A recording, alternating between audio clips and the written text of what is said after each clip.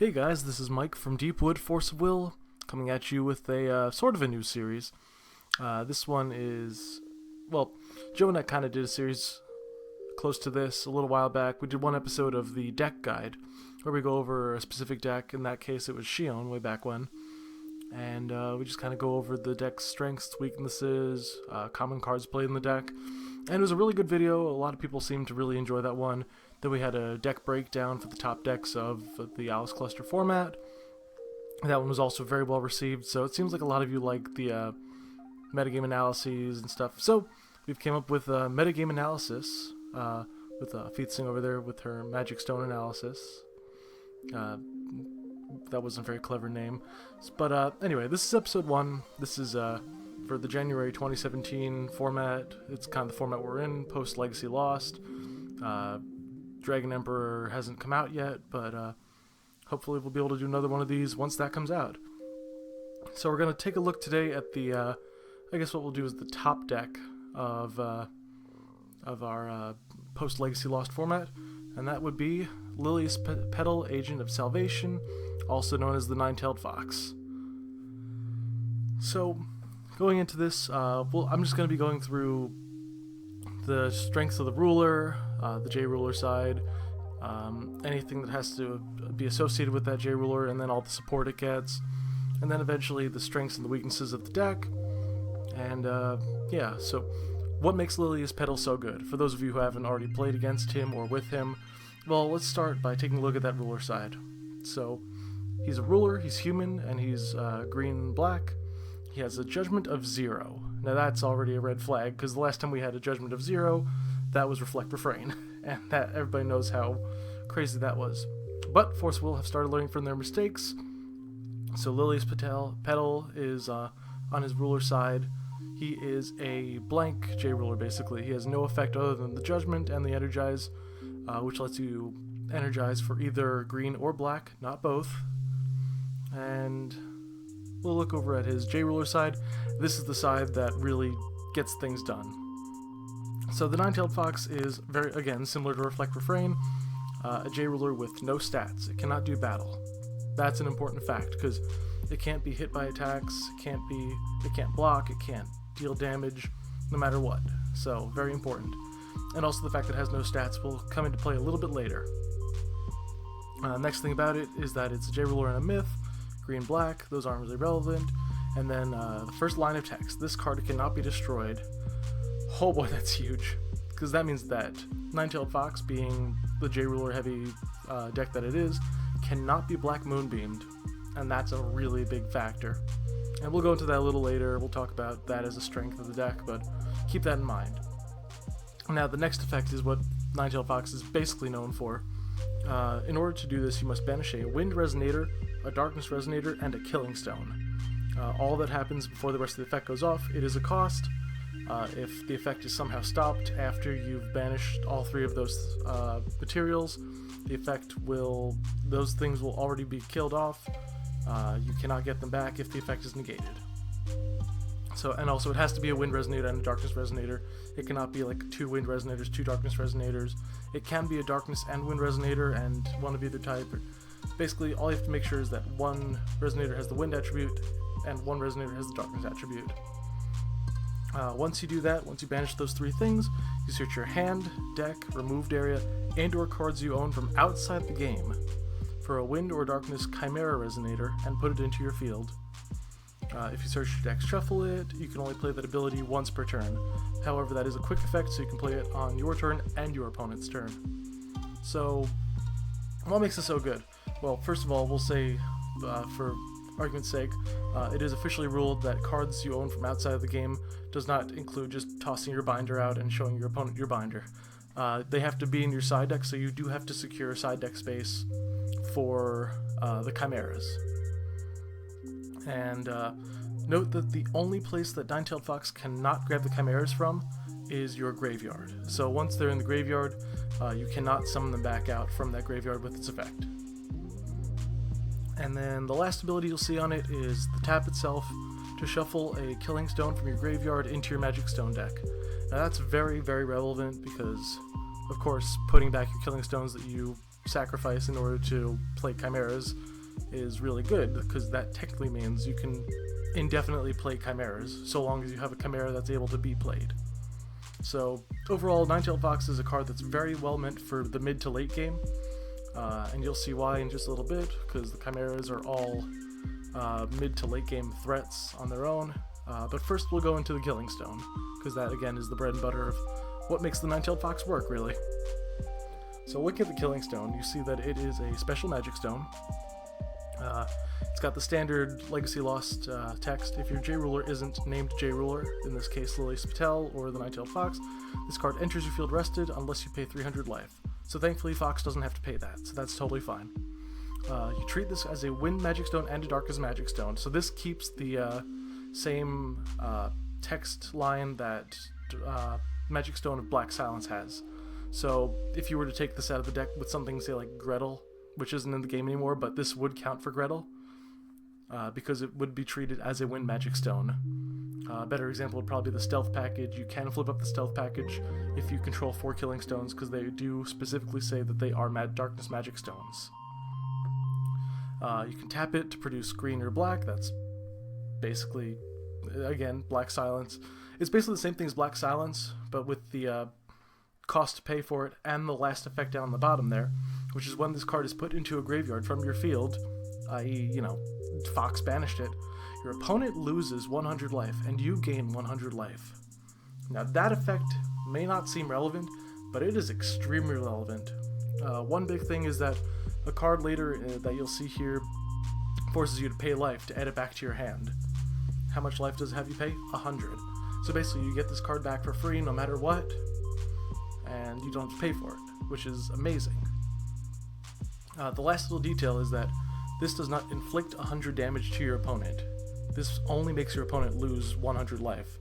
So Yggdrasil, the World Tree, will not bypass this, and you will bypass its ability to trigger and get Alice out of the deck. So basically, as long as Fox is in the metagame, Yggdrasil will not see play, which is terrifying. Because a lot of people tend to really like Tree. Tree is like a really big factor in the metagame, and now it's just gone because of how potent Fox is and how the Killing Stone works. So keep that in mind if you're trying to play Yggdrasil. So overall, Killing Stone has a lot of really good effects that really have shaped the meta to a certain extent. It doesn't seem like a very potent effect, but because of the implications that it has and how Fox works, the Killing Stone is really, really strong. So keep that in mind. Other stones you're going to see used in the Lilias Petal decks, obviously Black Silence, because having 8 green black stones is insane. Like, you will always open with some way to put out a Resonator first turn. Your draws are almost never dead in this deck. It's really, really crazy how consistent you can be with it. Second stone you'll see a lot is definitely Deepwood. There are a lot of really good blue cards that you can splash into this deck. Splash. And of course we have to represent Deepwood. Deepwood represent! So you'll definitely see maybe like 1 or 2 Deepwoods in that deck. Then the last card you'll see is Sorrowful Necromancy's Memoria. This might seem like a really strange card because it's a 3 cost to remove a card in the grave from the game, and it only produces black, and it's not even a Darkness Magic Stone, so it might seem odd, but Fox itself is actually very weak to graveyard removal. So Sorrowful Necromancy's Memoria makes the mirror match very, very good for whoever gets their Sorrowful Necromancies out first. So moving on past the stones, that's your basic stone lineup. This is what you'll probably see. You might see maybe like a Dark Depths if they're playing a heavier black version of the deck, but most of the time it's going to be these 4, these 3 on here, and then the Killing Stone. And always 4 Killing Stone, never ever less than 4 Killing Stone. So moving on, we're going to talk about the Chimera. Now these things are your toolbox. You can get any of these out as long as you have the Killing Stone and the resources to produce it, and you've judgmented. And since you judgment for 0, you're going to be doing it pretty early. And normally the first thing you're going to want to do is play Griffin, Racing Across Darkness. Now Griffin's over there on the left. It's a 12/12 flyer, so it's got the Gliber stats, and it does something, which is crazy. So when Griffin enters your field, you put the top 2 cards of your Magic Stone deck into your field.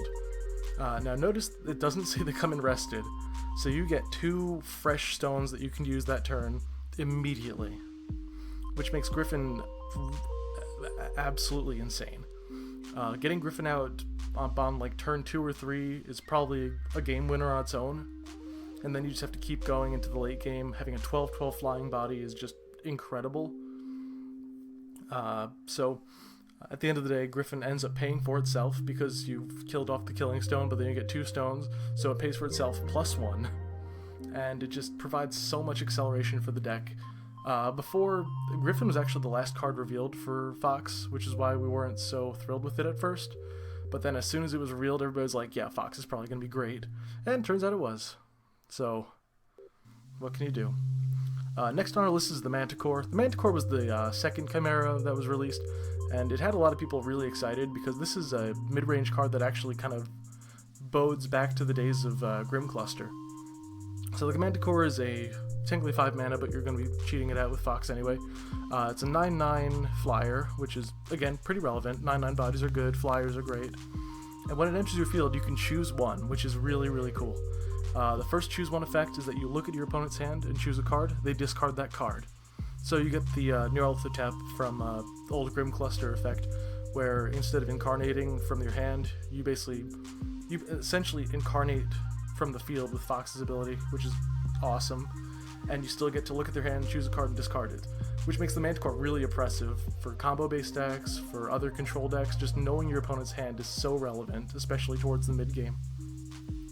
And the other option is that you can destroy target addition or regalia your opponent controls. Now that's really cool, because that's super flexible. There's a reason that we're not seeing as much regalia in the game, and it's because, well, first of all, Fox doesn't really need regalia, and everybody's really liking Fox. But also the Manticore just is very oppressive for regalia-based decks. Just having an instant speed regalia removal is incredible, and it's really hard for a lot of those aggressive J-Ruler heavy decks to deal with, because once the regalia start going away, the 9/9 flying body becomes more and more relevant as the game goes on. And then the last but not least, obviously, is Amit, Beast of Gluttony. Now, Amit is a card that you probably won't be making until the very end of the game, because it's either going to be towards the end of your life or the end of your opponent's life. What Amit does, he's a 15/15 body, which is incredible. Like, it's the biggest out of all the Chimeras, obviously. It's bigger than most things you'll see in the game. When it enters your field, you destroy target Resonator. Okay. And if you do, you gain life equal to its defense. Now remember, this is at instant speed as well. This is like the quick cast speed. So you get to destroy anything on either player's turn whenever you want. And that's pretty crazy, especially when you're like going for game. If you're doing that last push for game, and you're like, this person might block. If you're swinging and they block and you play out your Amit and kill that thing, your attack goes through no matter what. So Amit himself is made to seal out games or just give you last ability, because you gain life equal to the defense of whatever you kill. So the bigger the stuff your opponent is playing, the more back into the corner you are, the more Amit will get you out of the situation. So he's a very push and pull card. He's a nice thing to round out all the Chimera Resonators. The first two you're going to be using a lot in the early to mid game, and then Amit's basically just your closer. So moving forward, we've got our standard transmutation materials, quote unquote. These are the things that you'll see in pretty much every Fox deck that constantly are what drive the deck. So the first thing is Tama. Tama is just a really good 1-drop green Resonator. When it enters your field, you draw a card, so it pays for itself when it comes into play. If you don't need to kill it off with the Fox, you can just banish itself to just kill something off your opponent controls. Say your opponent has a Tama that you need to just get rid of, Tama does it. The next target is Monkey Trapped in Life. This is the one that I mentioned before. When it's put into a graveyard from your field, you return it to its owner's hand, that's going to be you, and you lose 100 life. Now with the Killing Stone, obviously if you're transmuting using it, making the chimeras with it and sacking off the Killing Stone, that 100 life is negated by the Killing Stone. You pay nothing and you get your monkey back. It's really, really strong, and seeing a monkey in the early game basically means that you can make chimeras for the rest of the game. And last on the list is going to be Red Riding Hood. Red is just really, really good, because when she's put into a graveyard, you put the top card of your Magic Stone deck into your field rested. Now, it doesn't matter if the Killing Stone comes in rested, because you can just sack it off no matter what. And just having extra ramping ability, especially with Red, is just so unbelievably strong. Getting into the later game, if you do end up getting to 7 more magic stones, she becomes really big and gets a lot of cool stuff. So you get a lot of really solid value out of her no matter what. And she's a 2 cost, so you can bring her back with the revival spells, which we'll see later. And some of the less standard ones, these are kind of flex spots that a lot of people have been playing around with. First one over on the left is World Tree Protector. When it's put into your field, you search your deck for an avatar, namely it's probably going to be him again, because he's also an avatar, and put it into your hand, and then he gains +2/+2 for each avatar in your graveyard. And now that gets pretty relevant, because towards the late game, if you have 3 of these in your graveyard, you're playing the last one as a 10/10 body for 2 mana. That's really, really strong. So, honestly, they're just kind of fuel that keeps you going throughout the game, and it's just a big body just to have towards the late game. So, World Tree Protector was seen in most initial Fox lists. You could see one on the video that we posted a few months ago of our 5th place Fox deck. They were playing World Tree Protector, and yeah, there's not much else to say about it. Going over to the right, we're going to see Fruit of Yggdrasil. Now this card, boy, if somebody told me that Fruit of Yggdrasil was going to be seen in a game-winning deck, like a national championship winning deck, I would have called them crazy. But Ryan Miles did it, so that's lesson 1. Fruit of Yggdrasil is a 2 mana 0/8, which is terrible, but it draws you a card, which is great. And also, it's the only fruit resonator, the only fruit race resonator in the game. Little trivia for you. You can tell that to somebody that you bring on a date. But why is Fruit good? Fruit draws you a card. It's basically a bigger Tama, and it provides another green body, so you can sack it off, and it pays for itself. There's really not much else to say about it. It's very, very, very simple, but the philosophy behind it going into the deck was genius. So, honestly, hats off to Ryan for being an absolute madman. And then another one of Ryan's stupid techs. If you know Ryan, you'll know that this was there was an edit of his face on Heavenbound Pheasant over there as his Facebook profile picture. So Heavenbound Pheasant is a 2 mana 4/3, which is awful stats. It's got flying, which is great. And when this card is put into a graveyard from your field, your opponent discards a card. So you read the Manticore. You know that you get to look at your opponent's hand and discard a card. Heavenbound Pheasant means that when it's sent to the graveyard to play Manticore, your Lapis is Darkstorming your opponent. And you'll see Lapis is Darkstorm later on this list, but it's ridiculous how much hand control you have with this deck. Like Heavenbound Pheasant is one of the things that makes this match just feel so much more oppressive than it should be. So hats off to Ryan for those 2 techs. Those things are stupid. Moving on. We got some other support resonators that you'll probably see in the deck. Messenger of Lilias Petal was a card that was seen a little bit at the beginning of LEL. Lost a little bit of steam, but then got a lot of showcase at the ARG Nationals in Orlando. It was mainly seen as a 1-of, but when it enters your field, you search your Magic Stone deck for a special Magic Stone and reveal it, then shuffle the rest of them and put that card on top of it. So you just get to put your Killing Stone on top if you're missing it. Nothing too fancy, but it's a 6/6 body that just nets you a little bit of extra knowing and staying power, so it's pretty good. Lilias Patel's assistant, this card's pretty good, actually. It was seen as 4-ofs originally in the game, and then kind of lost a little bit of steam. It's still seen as like a 1 or 2-of in most Fox decks, but when it enters your field, you bring a Wind or Darkness Resonator with total cost 1 from grave into the field. Most of the time it's going to be Tama. If you happen to have a monkey in grave somehow, you can bring it back with that, and then get that infinite value train running again. So, it's definitely a good card. It's a nice little late game push card. It's a 1-card transmutation materials, which is great because it itself counts as either the Wind or the Darkness if you're missing one of those. So that's really strong. And then Arthur the Dead Lord of Vengeance, oh my god, is a really odd tech card. It was seen as a 1-of in almost every single Fox deck.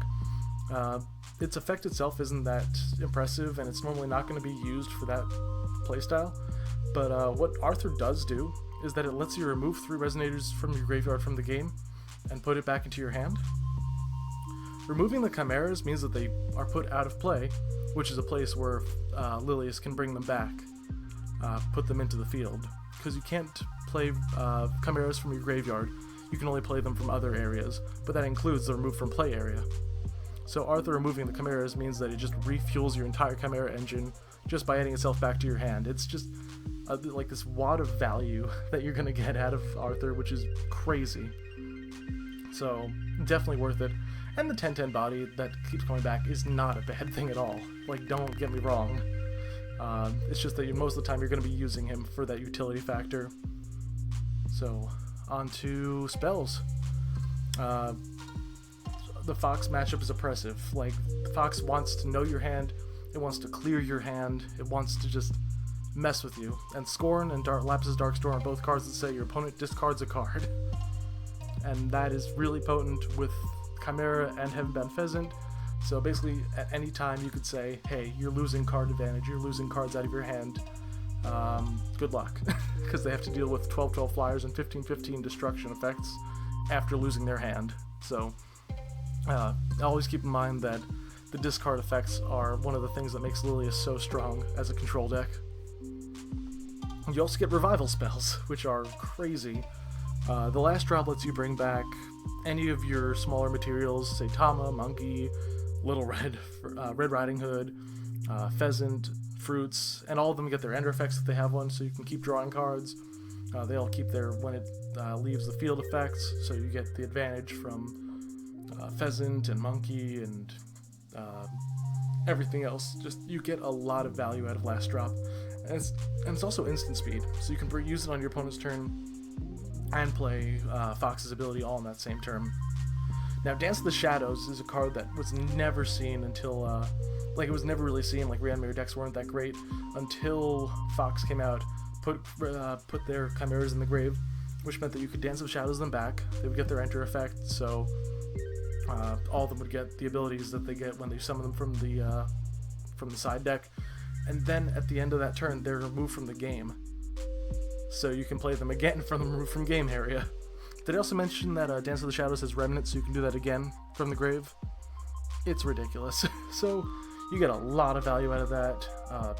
Again, a lot of the stuff that Fox does is to get the most value you can out of your Resonators, especially the smaller ones going into the bigger ones, and then once you're in the late game, you just have to milk as much value as you can out of those late game Resonators. And Dance of the Shadows is just such a potent way to do it. Also, if you don't want the thing to be removed from the game, you can just sack it off with Fox to get another Chimera out of the deck. It's dumb. It's really dumb. There's some other normal spell options you can have in the deck. Change the World Orb of Illusion was seen at the beginning of Fox format, lost a little bit of steam, but then was brought back with ARG Orlando. Being able to untap your Fox to constantly put a Killing Stone back into the stone deck, and then being able to untap it with to change the world, so you can tap it again to get the stone out, being able to tap it and draw cards if you run out of resource. It's just a very versatile card. It hasn't been seen since Reflect, because Reflect used to be the only thing that got any value out of it, but Fox does it very well. Blessing of Yggdrasil, again, you get to ramp up, and you get to choose what you ramp up into, so if you're not seeing the Killing Stone, you can just Blessing into it. It's fine, no big deal. Keen Sense is a very interesting tech choice. It makes your matchup against Soul and Mercurius better, I guess. But the main thing you're going to want it for is to destroy a card in the chance standby area. What do you want to destroy? That thing over there, Prison in the Lunar Lake. Because Prison stops automatic abilities, which every single one of the Chimeras has, Prison will shut down your turns no matter what. So having Keen Sense to stop it is really good. And of course, Prison is mentioned here because you're playing Fox, and if you're playing the mirror match, Prison is your best friend. So guaranteed you'll see maybe one or two of those in a Fox's main deck. So that's pretty much everything you'll see out of a Fox deck. Obviously, the creator of the deck might stray from this path a little bit, might choose some extra tech cards, but these are the basic formulas you'll see that put these decks together. But now you're wondering, oh Mike, you're talking about how strong Fox is, you're talking about how strong Chimeras are. How the hell do I beat this deck? What am I doing? Well, let me tell you something, buddy. We've got checks and counters. Fox is not tier 0, I can guarantee that. Fox is a very, very strong tier 1 deck, but it has a lot of checks and counters, it has a lot of weaknesses, it faces certain inconsistencies from time to time, so there's a lot you can do to stop it and take advantage of those inconsistencies. So we'll start off over on the left. Oh god, Dark Alice, welcome back. Dark Alice sees play based on the metagame, especially if the game is, especially if the main deck is a grave heavy deck, And as you can tell from all the cards that we've been showing you, Fox is extremely graveyard heavy. So having a 1-mana way to just pop cards out of their graveyard, including the Killing Stone, which is a very, very relevant factor, is just too good to pass up. Once you remove 4 Killing Stones out of the graveyard, Fox no longer can play the game. So if you get your timings right, you can destroy the Fox matchup. And then having the Judgment for 0 is great because you can flip over, and once you use Walpurgis Knight, your opponent can no longer play Monkey or Tama, so they have to rely on their 2-drop minions, 2-drop Resonators staying alive in order to even remotely have a chance to play the Chimeras. So Dark Alice makes that matchup really oppressive. Dark Alice also gets the ability to run the discard outlets, and Fox hates having its resources discarded, especially Monkey. So keep that in mind. Dark Alice has very, very good implications against that deck. Blazer Kill Rabis is another really, really solid option because you can pay 0 to play this ability to Judgment it if your opponent controls a J-Ruler. Guess what? Fox is always going to be Judgmented. It's always going to be on its J-Ruler side, so you will almost always be able to flip up Blazer, or your opponent will have to slow down their play to not play into the Blazer. And then on its opposite side, Blazer has the ability to negate a card's effects and then destroy it. What gets negated? Fox's indestructibility. Blazer is the only card right now by itself that can just automatically kill a Fox, which is phenomenal. So we've seen a couple of Blazer control decks do pretty well. Blazer Stealth has been something that's pretty cool because you get to have a good matchup against a lot of bigger Resonators because of your Stealth package. So yeah, definitely consider Blazer if you're trying to play kind of an anti-meta deck. Dark Alice and Blazer are probably the biggest ones. And then over there we have Mikage, Ally of the Black Moon.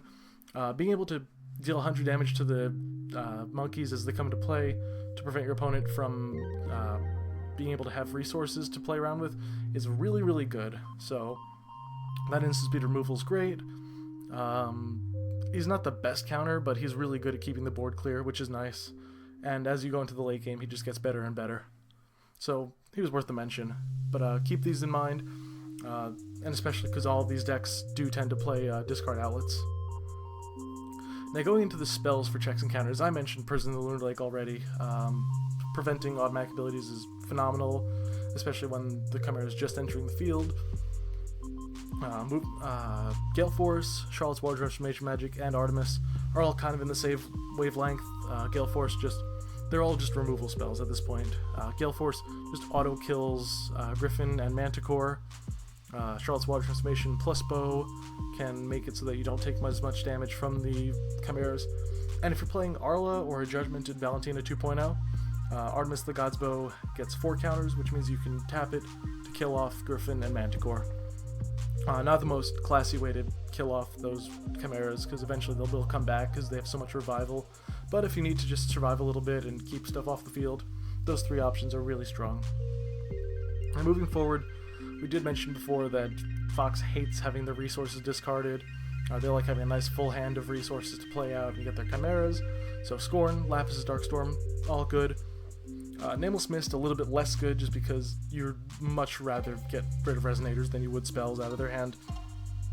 It's essential to get rid of the Resonators. And then finally, over on the right there, we have the legendary 2-card combo that's been making waves. Final Forfeit makes a target J Resonator lose all abilities and makes it unable to gain abilities until end of turn. So Fox loses its indestructibility and its ability to make Chimeras.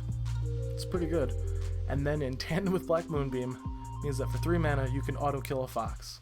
And once Fox is killed, your opponent can no longer play Chimeras, and they are sad face. So again, this is kind of in the same vein as what Blazer did, except you have to pay 3 mana instead of 0, and you need to use 2 cards. So it's a lot of resource and material you have to put into killing the Fox, but once you do it, it's pretty much your game. So keep those in mind when you're side decking against Fox. We have a couple of other options here. Again, we already mentioned Sorrowful Necromancy's Memoria. It's a great way to remove stuff from the graveyard, and removing Killing Stones from the graveyard means that you win the matchup. I put Rizard here because of the God's Art. Again, I said Fox hates having stuff taken out of its hand. So Rizard's God's Art to just remove everything from your opponent's hand and field means that they lose all their resources and you're left with a J-Ruler while they have a J-Ruler that can't attack or block. Rizard is a little less relevant in this analogy, but Valentina 2.0 using the God's Art means that you can swing for 2,000 guaranteed, and your opponent's top decking with a deck that hates playing against J-Rulers. So that God's Art is very relevant when you're using, especially off of Valentina. And then the last one over there is Hook, putting back your opponent's special magic stones, making sure that they don't get to the killing stone is really, really important. The earlier you hook, the better chance you have of winning, but the later you hook, the more likely it's just going to be a dead card.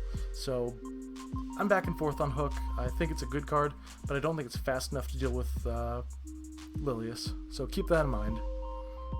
And with that being said, thank you for watching this deck guide. I haven't been keeping track of how long it's been, but I know I went into a lot of detail, but if you've made it this far, I really appreciate you watching it. Definitely leave your comments down below. Let me know what you think we could do next. Let me know if you enjoyed the series, and yeah, that's pretty much it.